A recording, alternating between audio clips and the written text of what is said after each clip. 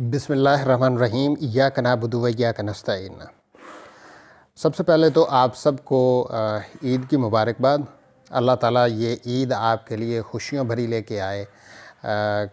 آپ کے لیے جو قربانی ہے وہ اللہ تعالیٰ قبول کرے، اور جن کے پاس استطاعت نہیں ہے اللہ تعالیٰ ان کو توفیق دے اپنے خزانوں میں سے۔ اس کے بعد ہم بات کریں گے 2-3 بڑی اہم باتیں ہیں۔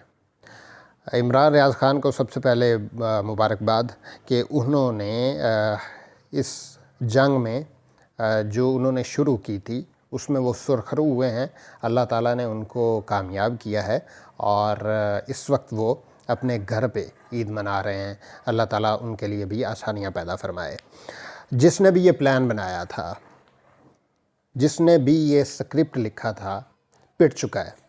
پلان یہ تھا کہ عمران ریاض کو دیوار سے لگایا جائے، اس کو موقف سے ہٹایا جائے، اس کو عمران خان کی حمایت کرنے سے روکا جائے، یا آپریشن رجیم چینج پہ بات کرنے سے روکا جائے۔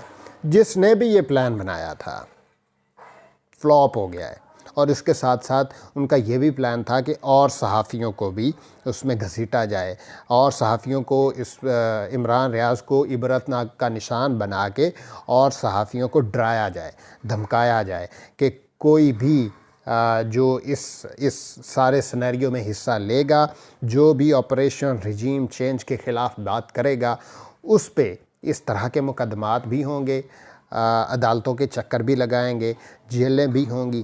لیکن عمران ریاض خان صاحب ڈٹے رہے، انہوں نے کسی قسم کا دباؤ برداشت نہیں کیا، اور وہ اس وقت سرخرو ہوئے ہیں۔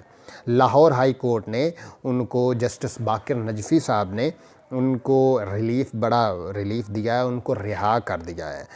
اب جو سکرپٹ لکھنے والے ہیں ان کا پلان کیا ہے؟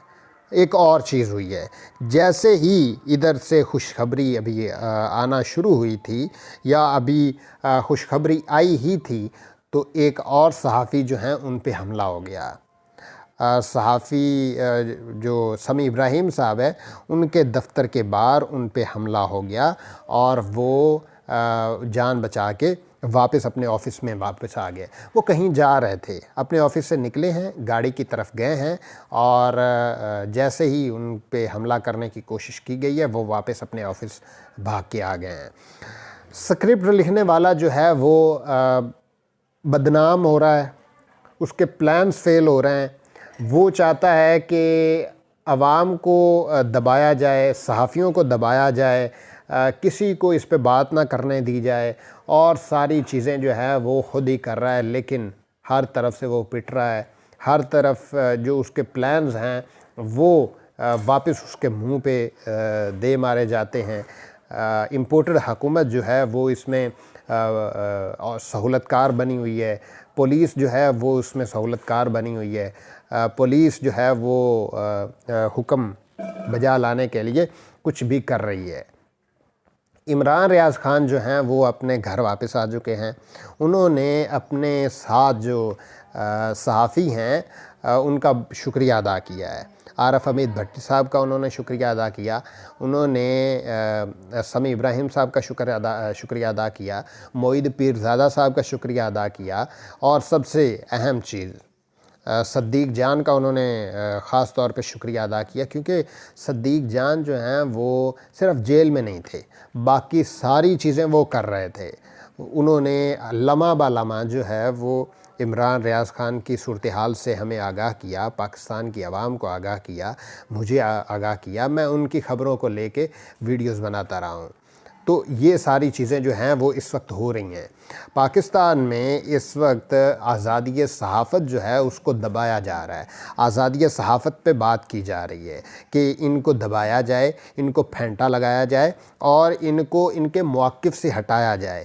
لیکن جو دلیر صحافی ہیں، جن کا موقف یہ ہے، جو اپنے ضمیر کی آواز پہ بولتے ہیں، انہوں نے وہ آپریشن رجیم چینج کو غلط سمجھتے ہیں۔ آپریشن رجیم چینج جو ہے اس وقت ہوا ہے، اور ایکسیپٹ کرنے کو کوئی تیار نہیں ہے۔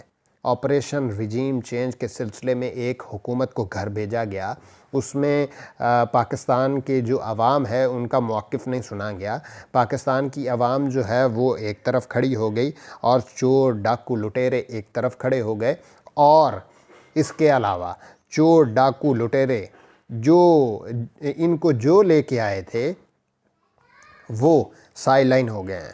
ان کا پلان بھی فلاپ ہو رہا ہے، پلان ان کا فیل ہو رہا ہے، وہ کسی کے سامنے منہ دکھانے کے قابل نہیں رہے۔ جس نے یہ کیا تھا عمران ریاض خان نے اس کا نام بھی لیا۔ اب معاملات کیا ہیں؟ معاملات یہ ہیں کہ آئندہ، اور ایک اور چیز ہے، یہ عمران ریاض خان صاحب نے جو وہ پنجابی کا ورڈ ہے چکی جو پیس لی ہے، وہ اب باقی صحافیوں کے لیے، باقی عوام کے لیے وہ بڑے سرخرو ہو گئے ہیں اور بڑا فائدہ ہوا ہے ان کو۔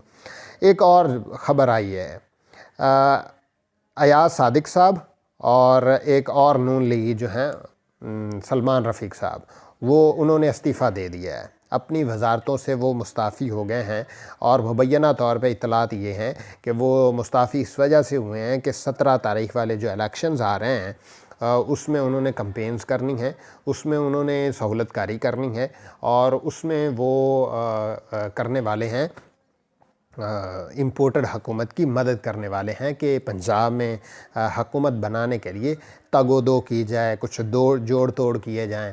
لیکن بات وہی آ جاتی ہے کہ عوام جو ہے وہ کسی قسم کا دباؤ برداشت نہیں کرنے والی۔